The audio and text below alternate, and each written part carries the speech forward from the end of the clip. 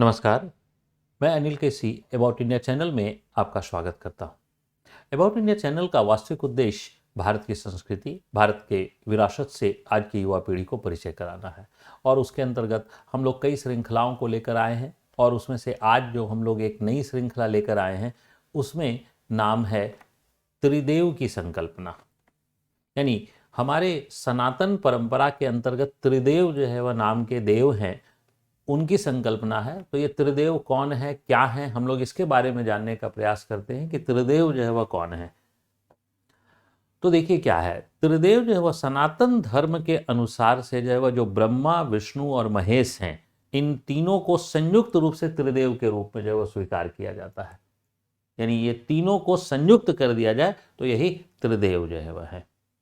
अब इसमें से भगवान ब्रह्मा जो है वो सृष्टि के जननकर्ता के रूप में जाने जाते हैं, भगवान विष्णु जो है वह सृष्टि के पालनकर्ता के रूप में माने जाते हैं और महेश या जो है वह शिव, जो शिव का ही दूसरा नाम है, वह सृष्टि के संहारकर्ता के रूप में जाने जाते हैं। यानी ये इन तीनों को सृष्टि का जनन, सृष्टि का पालन और सृष्टि का संहार ये किनके हाथों में है? तो यह जो है वह त्रिदेव के हाथों में है। यही त्रिदेव की जो है वह एक प्रतीकात्मक चित्र है जिसमें हम लोग कह सकते हैं कि ये त्रिदेव जो है वह के रूप में हमारे यहाँ विख्यात जो है वह है।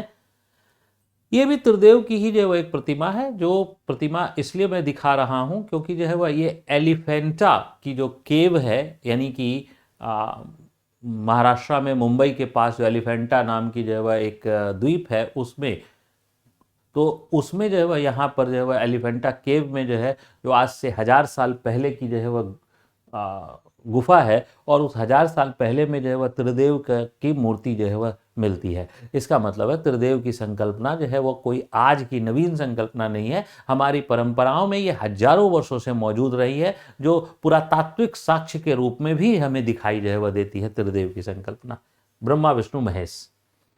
अब देखिए आश्चर्यजनक रूप से, देखिए एक अंग्रेजी का शब्द है गॉड, और अंग्रेजी का जो शब्द है गॉड, इस गॉड शब्द की उत्पत्ति तो भारत में तो नहीं ही हुई है, यह तो तय है। लेकिन गॉड जो शब्द की उत्पत्ति हुई है, इसमें जी स्टैंड फॉर जेनरेटर, और जेनरेटर जो है वह कौन है? तो ब्रह्मा, यानी जो है उत्पन्न करने वाले, जेनरेटर उत्पन्न करने वाले, यानी सृष्टि को जो है वह जनन करने वाले।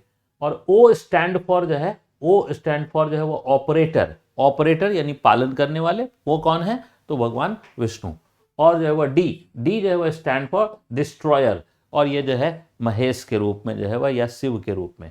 इसका मतलब है गॉड भी जो है वह जो शब्द है, वह शब्द जो है वह अपने आप में जो है वह त्रिदेव की संकल्पना से जुड़ जाता है। अब मैं ये नहीं कह रहा हूं कि जो है वो गॉड जो है कि त्रिदेव की संकल्पना को जोड़कर बनाया गया शब्द है, ये नहीं कह रहा हूं, लेकिन हाँ ये जरूर है कि गॉड शब्द से जुड़ जाता है त्रिदेव की संकल्पना। अब देखिए धार्मिक दृष्टिकोण में जब वह देखा जाए तो शिव पुराण जो ग्रंथ है पुराणों में, उसमें के अनुसार जो है वह सदा शिव जो है वह जो देव हैं वो स्वयंभू हैं, और स्वयंभू का मतलब जो है वह क्या होता है? स्वयं प्रकट हुए हैं, उनको किसी ने जन्म नहीं दिया, और ये स्वयंभू हैं। और सदाशिव के वाम अंग से एक पुरुष प्रकट हुए जिनका नाम जो है वह भगवान विष्णु जो है वह रखा गया। वाम अंग से जो प्रकट हुए भगवान विष्णु सदाशिव के, और जो है वह भगवान विष्णु के नाभि कमल से जो है वह ब्रह्मा जो है वह की उत्पत्ति मानी जाती है, ठीक है।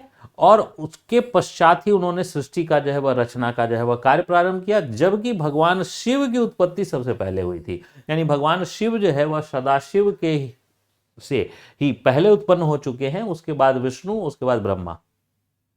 तो इसका मतलब है सदाशिव जो है एक हमें जो है वह इस रूप में जो है वह प्रकट जो है वह हो रहे हैं, जो जिन्होंने जो है वह जिनसे जो है वह तीन देव जो है वह उत्पन्न हुए दिखाई जो है वह देते हैं। अब ये जो सदाशिव है, तो शिव पुराण के अनुसार से जो है वह जो त्रिदेव के माता पिता के रूप में जगत जननी जो है वह अंबिका और सदाशिव को जो है वह जाना जा सकता है, ठीक है। यह भी संकल्पना जो है वह एक संकल्पना के रूप में स्वीकार की जाती है। दूसरी संकल्पना जो है वह है कि भगवान शिव, भगवान विष्णु और भगवान जो है वह ब्रह्मा, ये तीनों जो है वह अजन्मे हैं, और अजन्मे का मतलब है कि वो जो है उनका कभी न जन्म हुआ है न कभी मृत्यु होगी। यानी ये सब दोनों संकल्पनाएं हमारे समाज में मौजूद हैं, लेकिन यह भी संकल्पना है।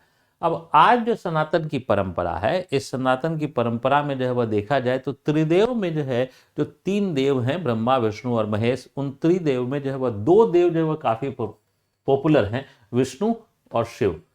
और न सिर्फ ये पॉपुलर है बल्कि इनके अवतार भी पॉपुलर है। जैसे जो है वह भगवान विष्णु के अवतार के रूप में राम और कृष्ण, और भगवान शिव के अवतार के रूप में गोस्वामी तुलसीदास जो है वह मानते हैं कि जो हनुमान या बजरंग बली हैं वो भगवान शिव के अवतार हैं। ठीक है, तो यही जो है वह पूरे पूरे के पूरे जो है वह भारत के सनातन परंपरा में अगर देखिएगा तो भगवान विष्णु, भगवान राम, भगवान कृष्ण, भगवान शिव और जो है वह बजरंग बली, ये जो है वह जो देव हैं, ये देव जो है वह सबसे प्रमुख देव के रूप में जो है वह जाने गए, जिनकी पूजा आराधना सबसे ज़्यादा होती है 5 की संख्या में, जो है ये 5 की संख्या जो है वह है।